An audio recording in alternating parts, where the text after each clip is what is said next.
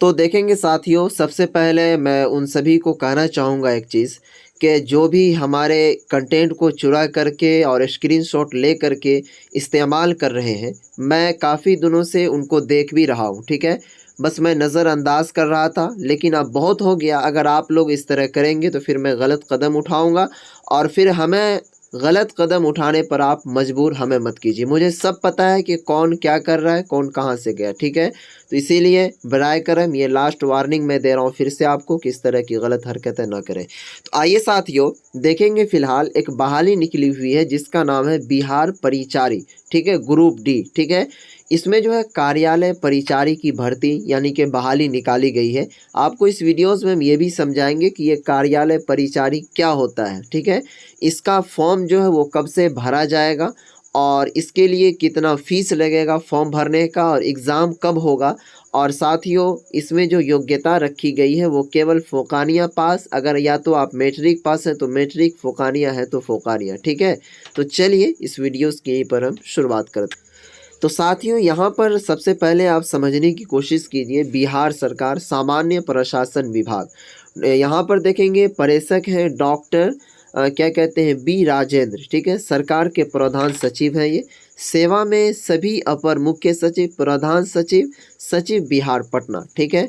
अब देखेंगे यहाँ पर जो विषय है, विषय का मतलब होता है मज़मून, सब्जेक्ट कौन सा है।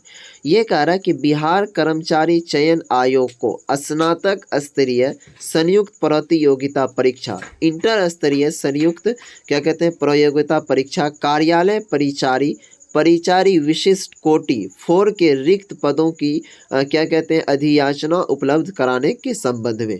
आपको ये सभी चीज़ समझ में नहीं आ रही होगी, मैं आपको बेहतरीन तरीके से और विस्तार से समझाने की कोशिश करता हूँ। सबसे पहले आप एक पेपर आर्टिकल को भी समझिए। यहाँ पर ये पेपर आर्टिकल भी है कि चतुर्थ वर्गीय कर्मचारियों की भर्ती होगी, रिक्तियाँ मंगवाई, ठीक है?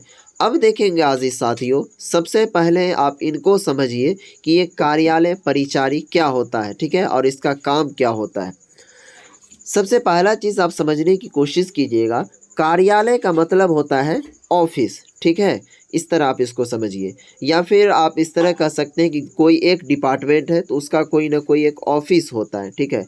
तो उसी ऑफिस के अंदर काम काज होता है। जैसे कि मान लीजिए प्रिंसिपल साहब बैठे हुए हैं चैम्बर में, ठीक है? ऑफिस में, तो वहाँ से उन्होंने कोई कागज़ बोला कि ये कागज़ को कमरा संख्या इतना में दे आओ, ठीक है? या फिर बोलेगा, या आप इस तरह समझिए कि अगर आप कॉलेज गए होंगे तो देखते होंगे कि कोई मोहर मारने वाले बैठे हुए रहते हैं क्या कहते हैं प्रिंसिपल साहब के पास, या फिर कोई सिग्नेचर करवाने वाले बैठे हुए रहते हैं प्रिंसिपल साहब के पास। तो यही सब काम होता है उनका, कागज़ वगैरह वगैरह को इधर से उधर ले जाना, वहाँ पर पहुँचाना, इस रूम में पहुँचाना, उस स्टाफ के पास जाना, ठीक है? और कोई दूसरा काम नहीं होता, तो इसे ही कार्यालय परिचारी कहा जाता है, ठीक है? इस बात को आपने समझ लिया। अब देखेंगे आज़ीज़ साथियों, इसके लिए क्या कहते हैं सामान्य प्रशासन विभाग ने सभी विभागों के अपर मुख्य सचिव, जैसा कि हमने वहाँ पर आपको बताया था और यहाँ पर भी मैं बता रहा हूँ कि सभी प्रमंडलीय आयुक्त व डीएम के चतुर्थ वर्गीय कर्मियों के रिक्त पदों की जानकारी मांगी है, ठीक है? अब देखेंगे इसमें होगा क्या, उसको आप समझिए कि बिहार में जितने भी ज़िले हैं, ठीक है? मान लीजिए कि बिहार में टोटल कुल 38 ज़िले हैं, तो 38 ज़िला के जो भी डीएम है उसको बिहार सरकार की ओर से ये पत्र दिया गया है कि आप मुझे ये बताइए कि आपके जितने भी ज़िला में सरकारी दफ्तर हैं उसके अंदर कार्यालय परिचारी, ठीक है, कि कितने पद खाली हैं, आपको कितने कार्यालय परिचारी की ज़रूरत है, ठीक है? उसके बाद ये जो डीएम होंगे सभी ज़िला के, वो सरकार को आदेश भेजेगी कि हमारे पास जो है हमारे ज़िला में 1000 क्या कहते हैं कार्यालय परिचारी की ज़रूरत है, या फिर सपोज दैट 2000 की। तो इस तरह करके मिलाएगा, रिपोर्ट सौंपेगा, वही चीज़ यहाँ पर कर रहा है, ठीक है? और उसके बाद जो है ये भर्ती को निकाल दी जाएगी, ठीक है? अब देखिए इसका जो एक तारीख दिया गया है यहाँ पर, इसमें आप देखने की कोशिश कीजिएगा। इसमें कहा गया है कि ये अक्टूबर महीना चल रहा है अभी, ठीक है? 30 तारीख तक सभी से रिपोर्ट मांगा। कितने तारीख तक? तो 30 अक्टूबर तक बोला है कि आप मुझे इसका रिपोर्ट भेजिए कि आपके यहाँ कितनी संख्या में क्या कहते हैं कार्यालय कर्मचारी की ज़रूरत है।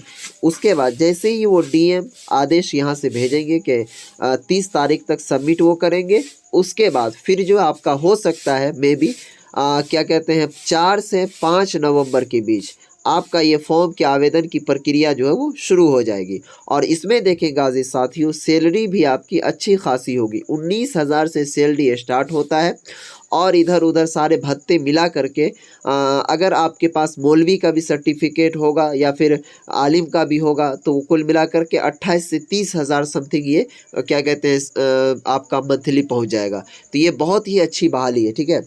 इसमें सबसे पहले होगा क्या कि आपका फॉर्म भरा जाएगा, ठीक है। इस बात का आप ख्याल रखिए। फॉर्म भरने के बाद आपका एक टेस्ट लिया जाएगा, ठीक है। उस टेस्ट में अगर आप कामयाब हो जाते हैं फिर उसका रिजल्ट आएगा। अगर आप कामयाब हो गए तब आपका इसमें चयन होगा। इसका जो चयन प्रक्रिया है नंबर बेसिस पर होगा, यानी कि आपने कितना नंबर हासिल किया उस टेस्ट में उसके एतबार से, ठीक है। अब देखने वाली बात है अजीज साथियों कि 4 से 5 या फिर 7 नवंबर से जो ये अप्लाई की प्रक्रिया शुरू हो रही है वो सभी चीज़ हम बताएंगे कि कैसे आपको आवेदन करना है। इसका फ़ीस जो वो ज़्यादा नहीं, कम से कम आपको अप्लाई करने का 200 से 250 के समथिंग होगा, इससे ज़्यादा नहीं होना चाहिए, ठीक है। वैसे आने दीजिए नोटिफिकेशन अप्लाई का, उसके फिर हम बता देंगे कैसे अप्लाई करना उसके बाद। और मैं आप तमाम साथियों से एक चीज़ कहना चाहूँगा कि मुझे इंस्टाग्राम पर आप बात कर सकते हैं हमसे कोई भी चीज़ से रिलेटेड, ठीक है। लेकिन जो सवाल हो अच्छा हो बढ़िया हो, ठीक है, वो सवाल कीजिएगा। मैं 100% आपसे बात करने की कोशिश करूँगा और रिप्लाई भी दूंगा। इंस्टाग्राम आईडी है L2 भैया, ठीक है। तो जा करके फटाफट वहाँ पर ज्वाइन हो जाइए और जो भी चीज़ें वो पूछ सकते हैं। फिर मिलेंगे नेक्स्ट वीडियो में।